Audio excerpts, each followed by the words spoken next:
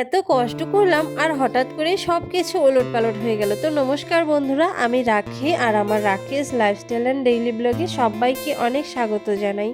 তো আজকেও দেখো চলে এলাম একটা নতুন ভিডিও নিয়ে। আর সকাল থেকে আমি সেরকম ভিডিও করতে পারিনি, কারণ এখন তো ছেলের স্কুলে পরীক্ষা চলছে। ওকে সকাল টাইমটা পুরোটাই পড়াতে হয়, তারপর ও স্কুল যায়।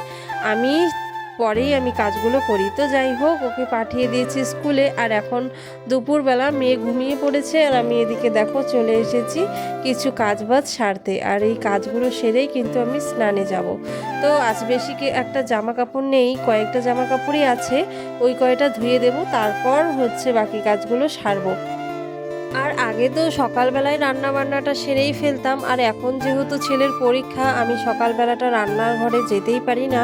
শুধুমাত্র ওকে কিছু খাইয়ে স্কুলে পাঠিয়ে দেই, টিফিন করে দেই, আর আমি কিন্তু ওকে পড়াই, তারপর দুপুরবেলায় রান্নাটা করি। সকালবেলা যদি রান্নাটা হয়ে যায় তাহলে অনেক বড় একটা বোঝা মাথা থেকে নামে। তো যাই হোক, এখন তো ছেলের পরীক্ষা চলছে, এখন আর সেরকম করলে চলবে না। তো এখন ওকে টাইম দিতেই হবে, রান্নাটা আমি দুপুরবেলাই করি। আর দুপুরবেলা একটু ঝামেলাও হয় মেয়েকে নিয়ে, তো কিছু করার নেই, এই কটা দিন হবেই। আর স্ট্রাগল করে করেই আমার দিনগুলো যাচ্ছে। তো যাই হোক, মেয়ে কিন্তু অত একটা ঘুমোয় না, ও একটুখানি ঘুমোয়, তাও আমি ওইটুক টাইমের মধ্যে দৌড়ি করে আর কি কাজগুলো সেরে নিই। তো দেখো জামা কাপড়গুলো ধুয়ে ফেলেছি, ওগুলোকেই এখন মেলে দিচ্ছি। আর আজকে আকাশটা একটু মেঘলা করেছে, এই কদিন ধরে যে পরিমাণ গরম দিচ্ছে আর থাকাই যাচ্ছে না। একটুখানি বৃষ্টি নামলে আর কি পরিবেশটাও ঠান্ডা হবে, আর আমাদেরও ভালো লাগবে। আর বাচ্চা নিয়ে তো বুঝতেই পারছো কতটা স্ট্রাগল করতে হয় এই গরমে। তো জামা কাপড়গুলো আমি দেখো এদিকে মেলে দিলাম, আর তাড়াতাড়ি স্নানটাও সেরে ফেললাম। আর দেখো এদিকে বৃষ্টিও চলে এসেছে, আমি খালি জামা কাপড় মেলে দিয়ে স্নান করেছি, বৃষ্টি চলে এসেছে। যাই হোক, একটু পরিবেশটা ঠান্ডা হয়েছে। আর তারপর দেখো আমি চলে এলাম রান্নাঘরে। আর মেয়েও কিন্তু ঘুম থেকে উঠে পড়েছে, ওদিকে ছেলে স্কুল থেকে এসে স্নান করছে। আজ আর স্নান করে স্কুলে যায়নি, কারণ প্রচণ্ড গরম ছিল সকালবেলাটা, তাই এসেই কিন্তু স্নান করছে। আর মেয়ে বারান্দায় বসে খাচ্ছে।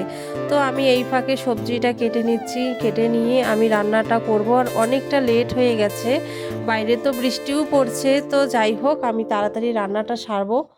বেলা শুধু ভাতটাই করেছি। তো আমি দেখো এদিকে সবজিগুলো কেটে নিলাম। আর এতটা পরিমাণে বৃষ্টি চলে এসেছে, দেখ বৃষ্টি আসলে যেমন ভালো লাগে তেমন কিন্তু আমার প্রচণ্ড কষ্ট হয়, কারণ ঘরে জল ঢুকে যায় আর প্রচণ্ড পরিমাণে বাচ্চা নিয়ে কষ্ট হয়, বাচ্চারা ভেজে, মেয়েও কিন্তু বৃষ্টিতে ভিজে গেছে। তো যাই হোক, কিছু করার নেই, বৃষ্টি আসলে তো আমাকে এগুলো সহ্য করতেই হবে। আর কখনো কখনো তো এমনও হয় আমরা ঘুমোই আর মাঝরাতে বিছানা ভিজে যায়, তখন আবার উঠে ওগুলো পাল্টাতে হয়, তারপর ঠিকভাবে রাখতে হয়।